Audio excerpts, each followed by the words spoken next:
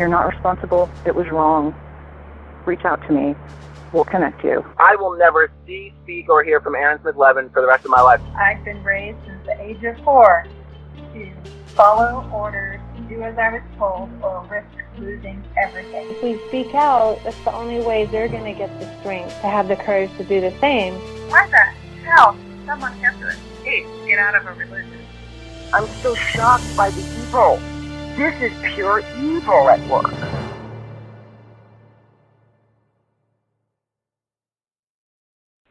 Hey guys, Chris C, Miami 6 Man, right here on Come Get Some Extra Scientology Edition. And as some people know me, 1.1 podcast guy. How depressing.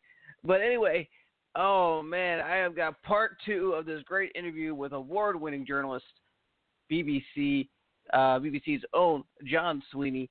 Part 2 is every bit as good as part 1. We got 10 questions. We talk about North Korea, all kinds of great stuff on today's show. You're all going to love, especially if you loved part 1.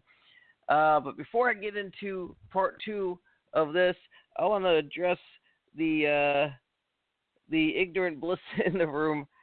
Wow, I talked about this once before, but apparently Davey Boy LaCroix here continues to undermine my ability to think for myself, which is kind of disappointing, but whatever. I just want to say this, and this is all I'm really going to say when it is. If you're in an interview with somebody who's being polite to you and just asking you questions, and you feel like you're on the ropes, you're doing something wrong.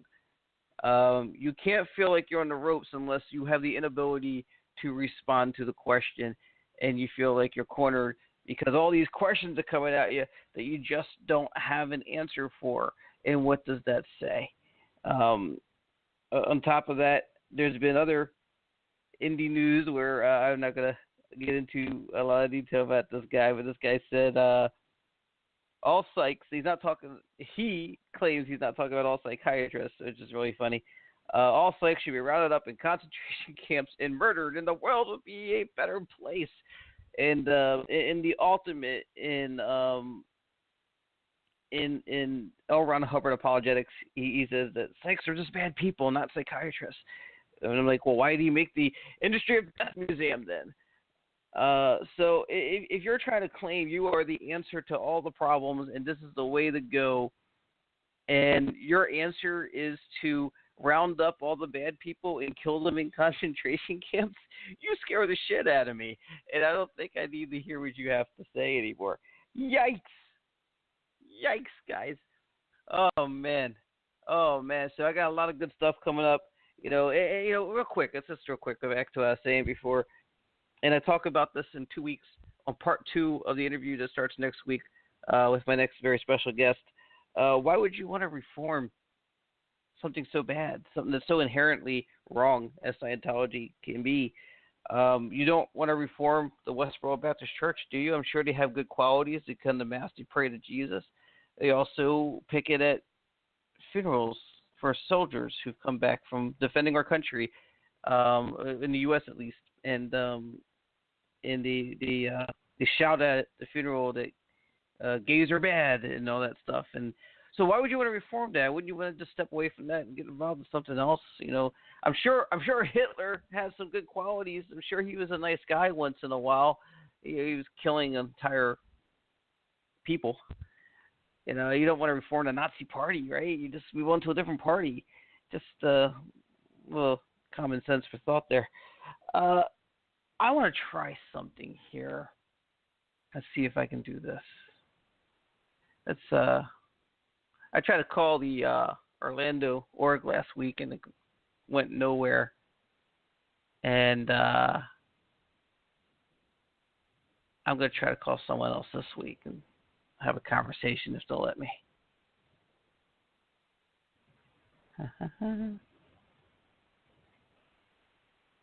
Working on Suncoast, this is Luke. How can I help you? Hi, Luke. How you doing? I'm Chris, and I'm calling from my podcast, Live on the Air. I just wanted to give you guys a chance to say something great about the things you're doing to help the people. Do you have a minute just to talk real quick? Well, I can get you on the phone with somebody. Okay, you're not comfortable Let me get talking? you on the phone with the right person. With the right person. Okay, great. Hold on.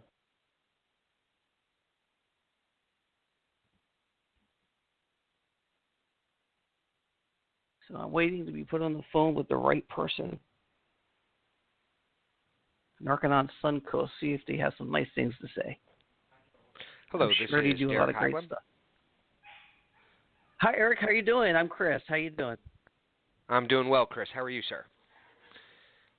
Good, good. Was it explained to you that I'm actually on the air on a podcast? I just want to ask you some questions about what you do there, talk about the great things you're doing to help people, if we can, for just a minute. Yeah, that'd be fine. Great, great. So you guys help people with drug addiction and alcoholism, is that right? Correct. We're a substance abuse treatment facility. Substance abuse. Now, if I can ask you, what are the things that you guys do to help people that we can look forward to if we had somebody in our families that needed help? The entire purpose of our program is actually to handle the underlying reasons as to why someone uses drugs and or alcohol in the first place. We view addiction as something that does have an underlying causation to it. And when you can handle those things, be it grief or depression or anger or self-esteem issues or trauma or abuse or any of the numerous other things that lead people to go down the path of addiction, and you really address that and handle it, and then give a person the skills and tools they need to be able to move forward with their life, the person can quite literally leave their past behind them. Well, I hope that answered great the question. if that works out. I understand where you're coming from with that answer. That answer actually, it is the answer, right? So of course he answers the question. I've heard things called like the introspection rundown. Can you tell me a little bit about that? I've heard bad things about it. I've heard good things about it. What can you tell me about it from your perspective? Say that again, sir. I'm not 100% sure what you're referring to, actually. The introspection rundown? Introspection? I might be saying it wrong.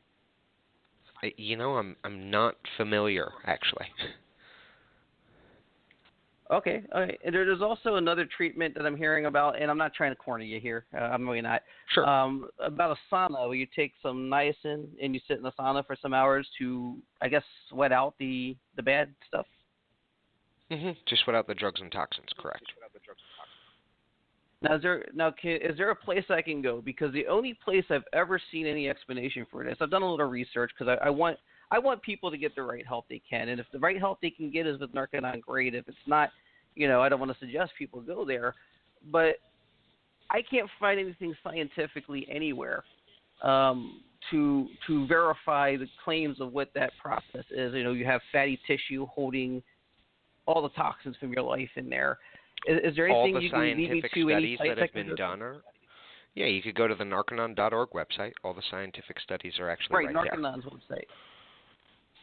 Right, so what I want to do as somebody who wants to, so if I'm going to buy a car, I'm going to do research on this car, right? I'm not going to listen to what the car salesman says. I'm going to look up online. I'm going to look up the car manufacturer. I'm going to look up its specs. I'm going to find out if this car is good for me. I don't want to hear if this Toyota is good from Toyota. I want to hear from people who've driven a Toyota, or people who can tell me the science behind why this Toyota is safer than the Dodge, right?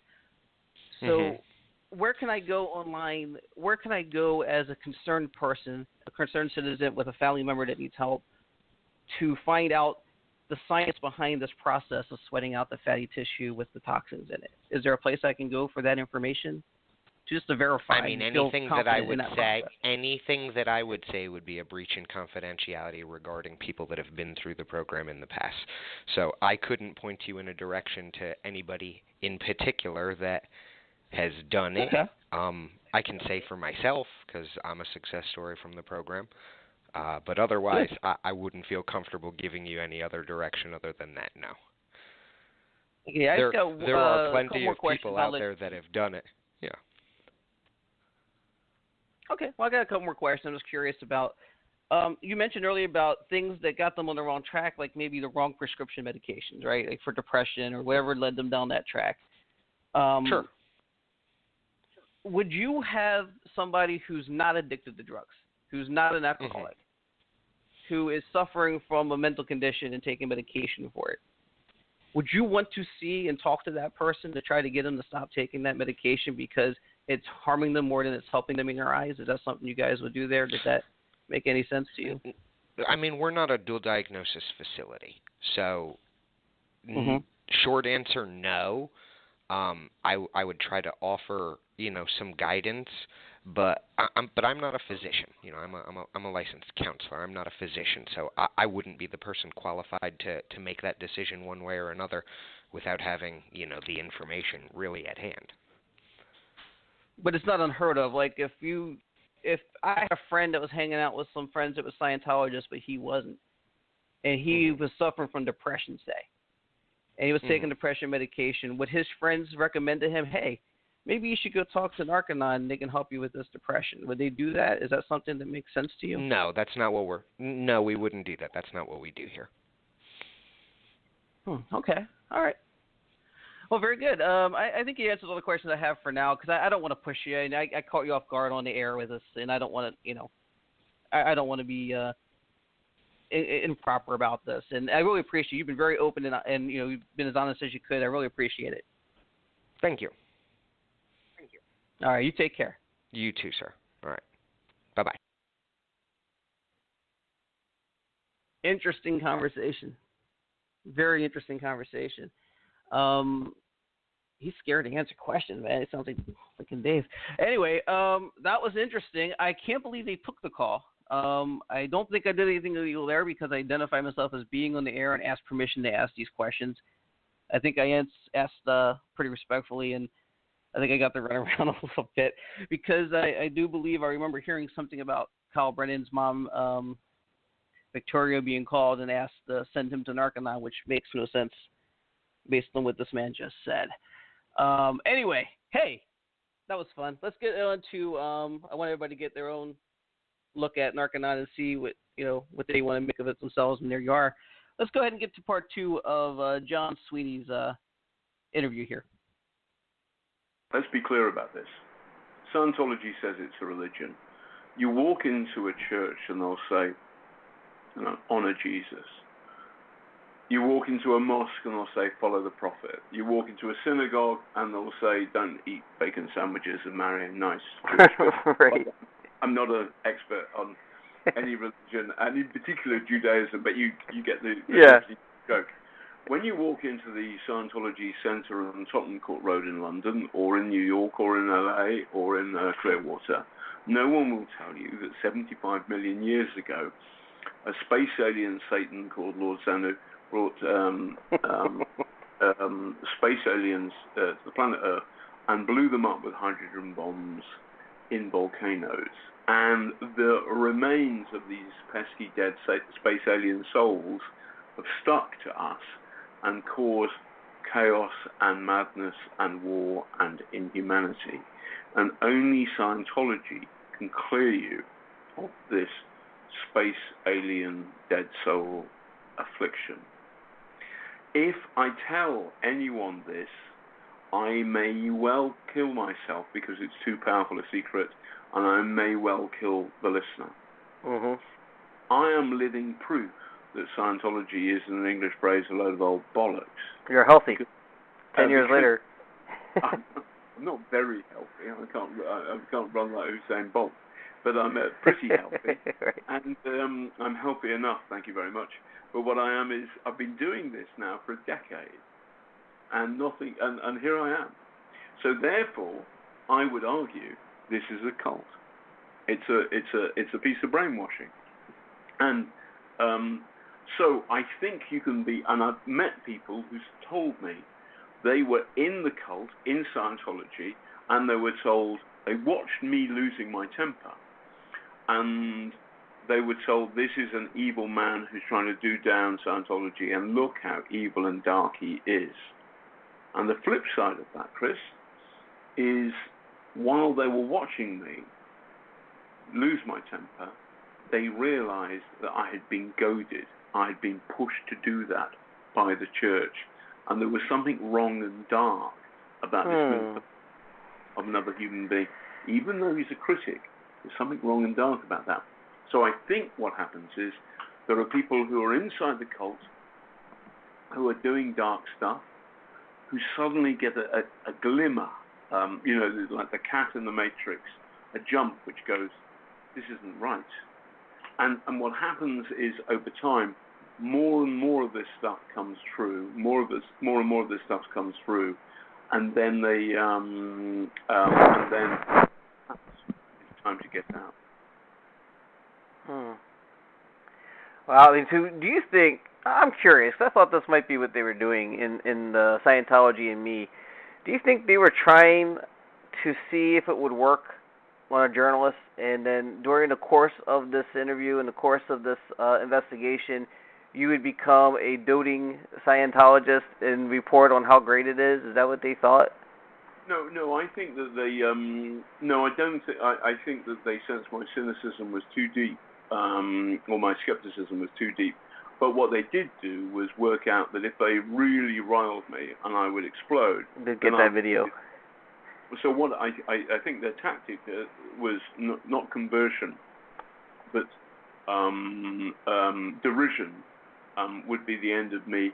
And also I think they had an American understanding of what TV reporters in general, presenters, seem very kind of manicured and bouffant hairdoed, and a little bit, and they are pillars of the community. Whereas the British public, the great British public, because I'm a BBC reporter, they pay my wages, and I love them for all that. They put up with me. They seem to have, or they seem to get it quite quickly that I've been wound up, and it feels like imagine a teacher at school who you quite like, who's not a bad guy, and suddenly, he's just at the end of his tether and he flips. Right.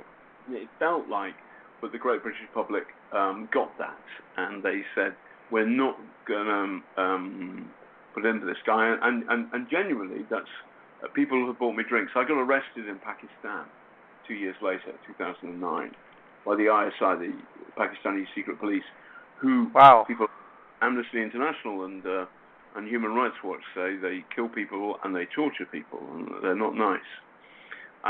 Against a horrific enemy in the Taliban, but nevertheless, these are not people you want to mess with lightly. And there's a guy who speaks beautiful English, and I'm arrested with my cameraman, my fixer. And the guy says, who are you? And can you prove it? I said, my name's John Sweeney, and I work for BBC Panorama. Can you prove it? Here's my passport, here's my press pass. And there's about 10 of these guys, and he gives it to one of the goons, my passport and press pass, and the guy gets into a car, this goon gets off in the car and drives off into the dust. And then the main man turns to me and says, who are you? And can you prove it? And I look him in the eye, and I say, my name is John Sweeney, and I work for BBC Panorama, and I have 7 million hits on YouTube. Look me up. And he comes back, goes away, and comes back with my passport and press pass. Clearly having seen me lose my rag for the Church of Scientology, and says, I'm terribly sorry, Mr. Sweeney, for any mistake. I do hope your stay here in Pakistan has not been an inconvenience. Oh, wow. So I'd like to thank the Church. Yeah. Famous everywhere. Apart from North Korea. It was a very, very funny moment, but to be honest, in the moment when it happened, it was dark.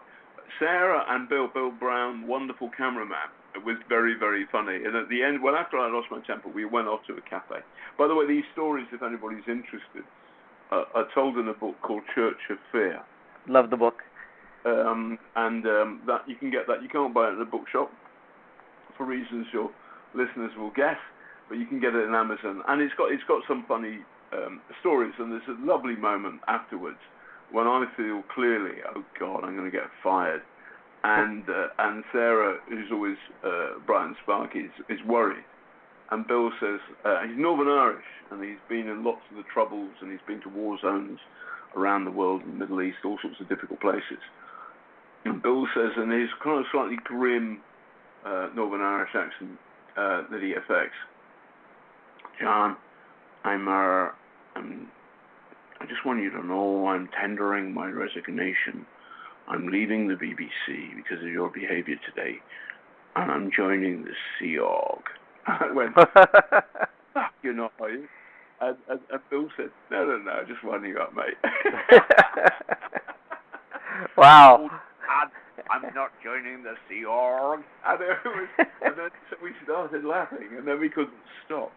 And so what I had, so you remember, is I had the affection of my friends and colleagues, and beyond that, of my family when I got back to Britain. And I would say to any young people, and old, but mainly young people because you're more vulnerable, that when an organization says,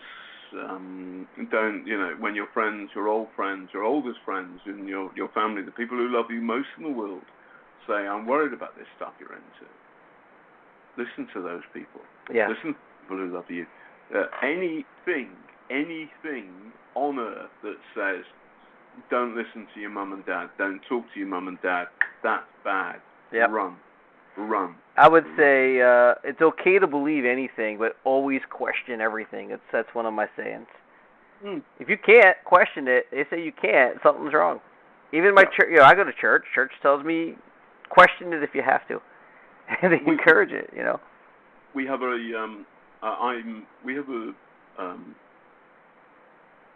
people must be free. People must be free to believe in anything or nothing, and I will respect that belief. I don't have to agree with it, but what I certainly don't have to do is say I'm not going to criticize this.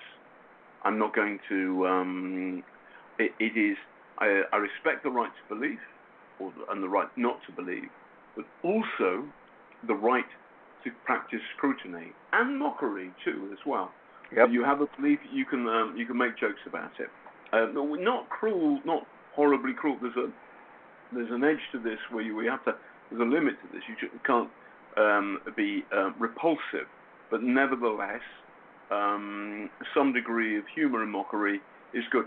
Professor Robert Lipton, the American military psychiatrist who treated brainwashed GIs and others, victims of the Chinese communists, said that an open mind and tolerance of humor and mockery is the tremendous antidote to the authoritarian or totalitarian mindset. Let's not forget that. Absolutely. Let me ask you real quick, because I know we're running out of time here. That was a pretty big expose you did, especially in part 2 when you brought in Mike Rinder on the deal. Are you surprised that it's still going today with all the attention it's gotten in the media and how much people actually know about it now? Yes, I am surprised that it's still going, but I think there are people who are locked in with their families, so that I would, if you kind of understand that you're born into Scientology, and most of the people who are left in are born into it, second and third generation Scientologists, if they leave, they may not be able to talk to their mum and dad, their brothers and sisters, and their kids ever again. That's a terrible lock. So that lock frightens people. There is digital power, our new information technology, means that in the old days, to find Russell Miller's wonderful book, Barefaced Messiah, you would have to go to a bookshop, a second-hand bookshop probably, track it down, buy it, read it secretly, and then begin to think, this isn't right. These days, one click of your mouth can get you to me screaming. And the moment you see me screaming, you go, that's a bit weird. Why is that guy doing that? Yep. Why is he so angry? What's upset him so much? Because it's not just anger. There's fear there in me. Fear in my voice. And then I hope you would go to, for example, my documentary. Get the full thing, yeah. In me. Possibly you might go into the book. I think you would do this more if you're English than American. You're American, you might go to Going Clear. and then you might read Russell Miller's book. By the time you've read Going Clear, Barefaced Messiah, and Church of Fear, then you've got a pretty good idea of the reality of the Church of Scientology. They say, I'm a bigot, psychotic, and a liar. John, I watched their video on you when they put together their own production, their own documentary on John Sweeney in Panorama, and I think that was helpful to you as well, to be honest. No, lots of... I have a slight... people still buy me drinks. So I was undercover in Egypt the other day, and wow. And I doing a story about a migrant ship that sank, and I was in Cairo airport. We were about to leave. An Egyptian and Londoner came up to me and said, I thought your documentary on Scientology was really good, Mr. Sweeney. And I called over to my producer, James. I said, James, listen to this guy. He's seen a Scientology film. And James said, John, we're on the cover. Shut up.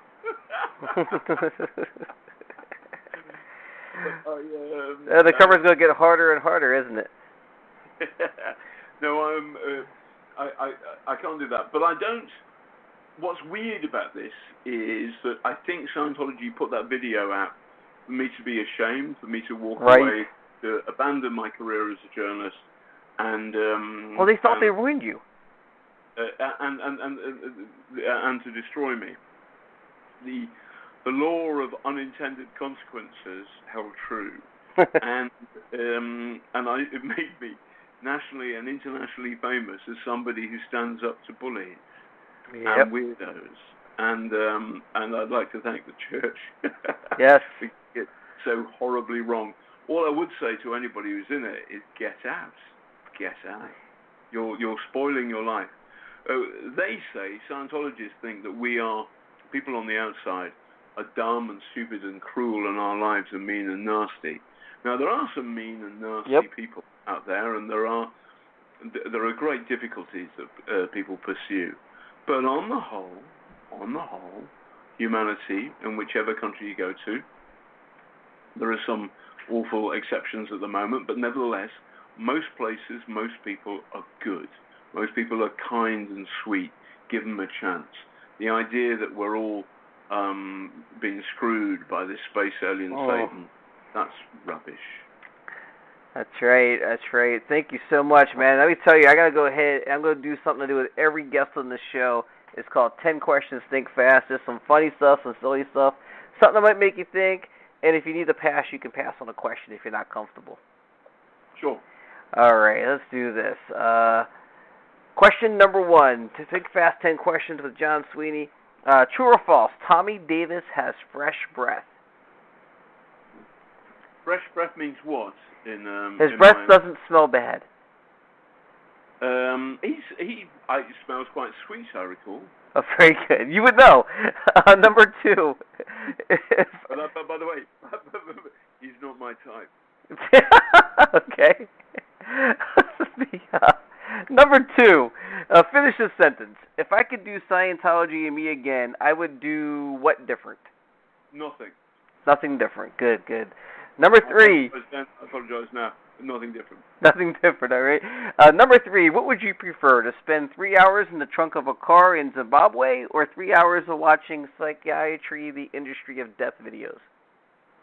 3 hours in the trunk of a car in Zimbabwe. That's astounding to hear. All right. Number 4. You've been in America quite a bit. What's the strangest thing you find about us Americans or America? That Scientology is a religion. That is strange. Number 5. I'm kind of new to this Scientology stuff the last 6-7 months. Am I in over my head, do you think? No. It's fascinating. It helps you understand. It helps me understand people who've been brainwashed by, for example, Islamic State. And I have met Scientologists, believe it, ardent, passionate Scientologists, who have realized, who've woken up and their brainwashing has crumbled. If that can happen with Scientology, it can happen with other things. For example, Islamic State, maybe the North Koreans too.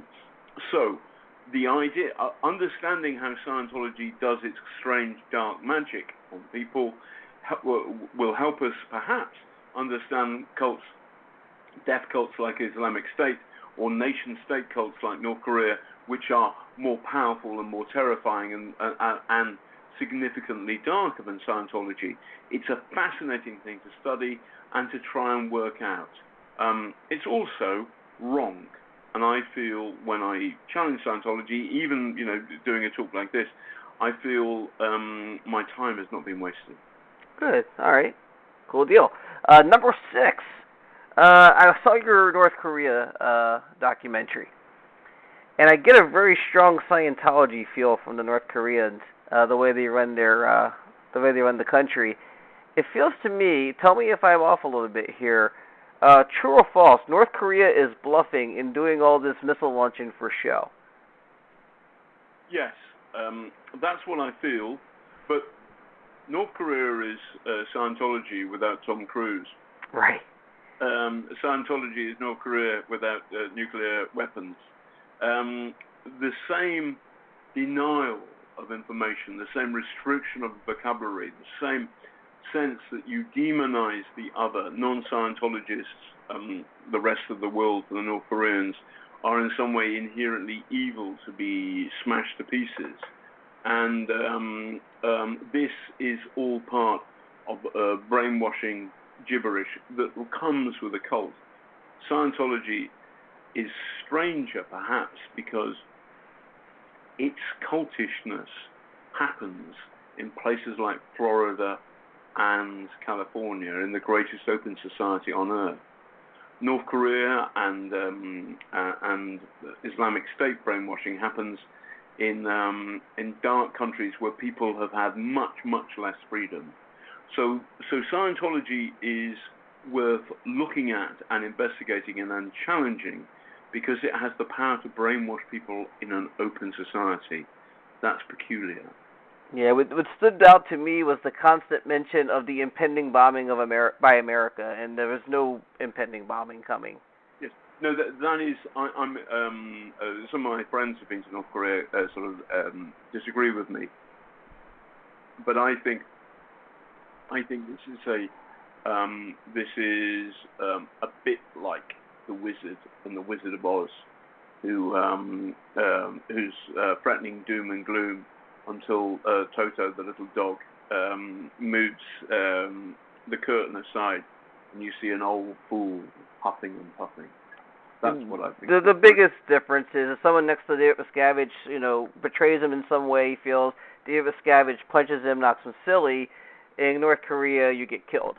That's the difference, as far as I can see. The difference is, and that's a huge difference, and we should note that. Yes. But the fundamental things of mind control, of being able, one leader being able to push ordinary and potentially decent people to do dark and horrible things to others, that's a commonality. Okay. What's the name of that again? And I want to promote that. What was the name of that documentary?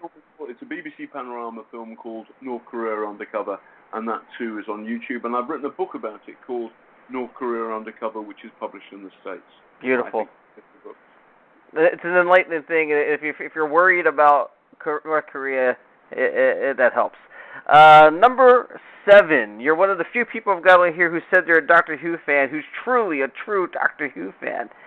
So I want to ask you, just as one Doctor Who fan to another, what's your favorite episode or arc of the new run since 2000? I think it was 5 or 3 or something.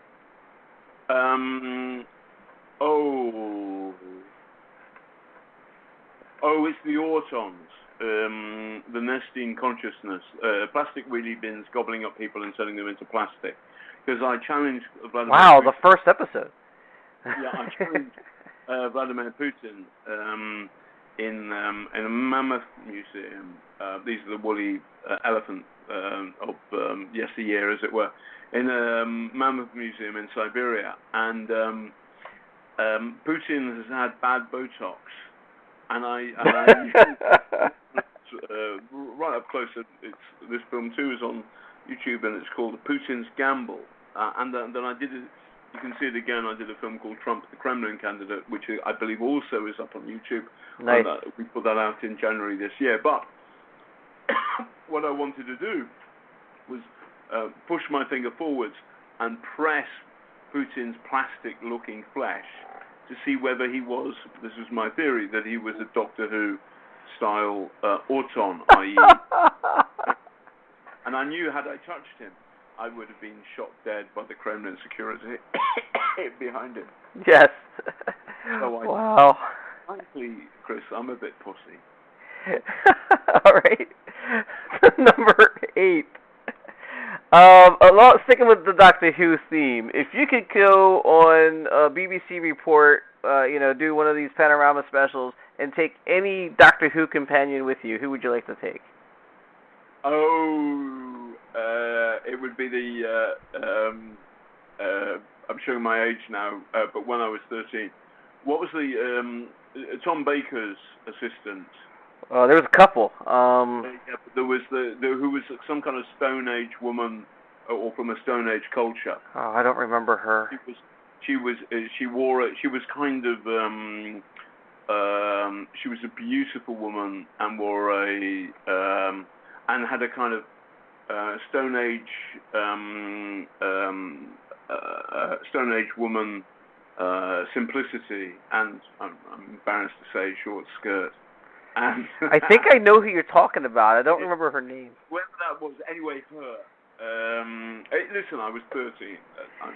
Tom Baker was one of my favorite, by the way. Yeah, no, Tom Baker was. There was a fantastic spoof on the BBC Radio 4,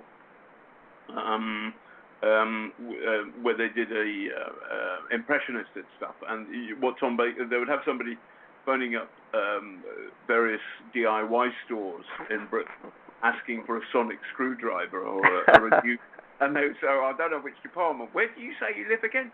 Gallifrey. That's great. I have to find that. It's probably online somewhere. Anyway, whoever that woman is, she would be my pick. All right, I'm with that. I think that might have been one of my favorite, if it's who I'm thinking of. Okay. Number 9. What's next for John Sweeney? If I told you, I'd have to shoot you and everybody listening. Oh, that's not good. That's not good. All right, you writing any more books? Yeah, I've written a thriller called Cold, which some people might think is about Putin's Russia, but it's not about Putin. And then I've written a new one, which is about Syria, which is coming out. That's going to be called Road. And I think I'm writing a third one called Hell. And the other thing I've done, which has sold about 170,000 copies in Britain, hardly any in the States, but it's a lovely story, based on a true story, set in Burma. And it's called Elephant Moon, this book, and I'm very proud of it. It's out, you can get it via Amazon. And it's a book about the war in Burma in 1942, and there were some mixed-race orphans who were half British and half American, half Burmese, and they were kind of the human stain of empire. And when the Japanese invaded, the rich British and Americans flew out to the safety of India or took ships. And these poor people, these poor kids, were stuck.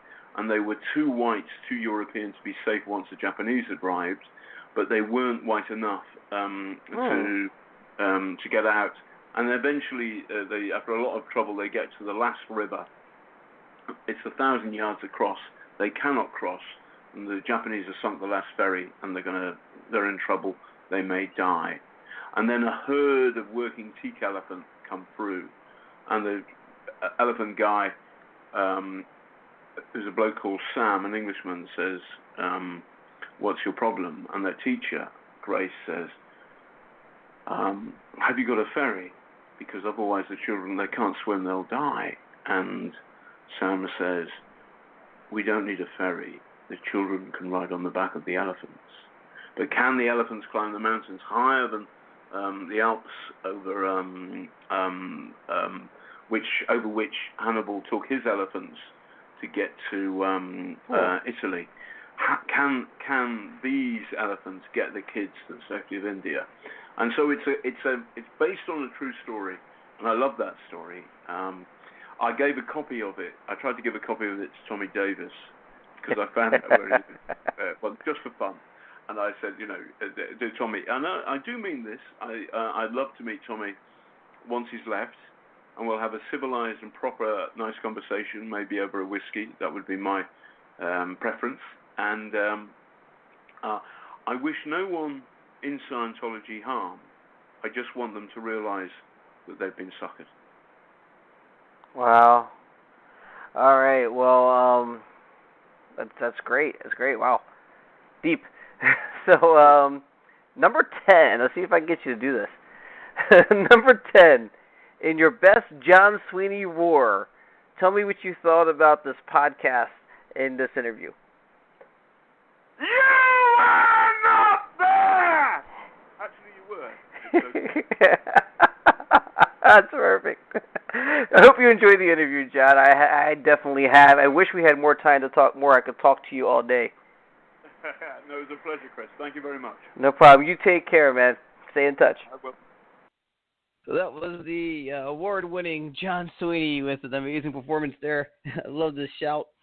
I just want to address something I talked about with Narconon earlier. I misspoke and spoke about the talking about the introspective rundown. That wouldn't have been done within Narconon. So I misspoke on that question. I was actually kind of remember the name of the sweat out, the fatty tissue with the toxins in it, but it was I believe it used to be called the purification rundown. I'm seeing on their website now. It's called the New Life Detoxification, which sounds much nicer. Sounds real sweet. But if I'm wrong and I misspoke on anything else with that Narconon interview as far as talking about them doing suggesting people go to Narconon for other medications, and if I misspoke on the Kyle Brennan story, you can let me know in the comments. In the meantime, I gotta tell you about my guest coming up next week. It's amazing. Wow, Lois Riesdorf talked to me for an interview on this show. So next week you'll get part 1 of Lois Riesdorf. I'm surprised I fit it into 2 parts because she goes way back to being born into the South African mission to the Apollo, working directly with L. Ron Hubbard. So there's a lot of great stories, a lot of great insights you're going to get from Lois in the coming weeks. Can't wait to bring you that. Until then, see you next Thursday right here on Come Get Some, and Friday right here on Come Get Some Extra. Stay connected. That about sums it up. Take care, everybody. You have been listening to Come Get Some Extra on Blog Talk Radio, iTunes, YouTube, and many other streaming services where available. As always, stay connected, and that about sums it up.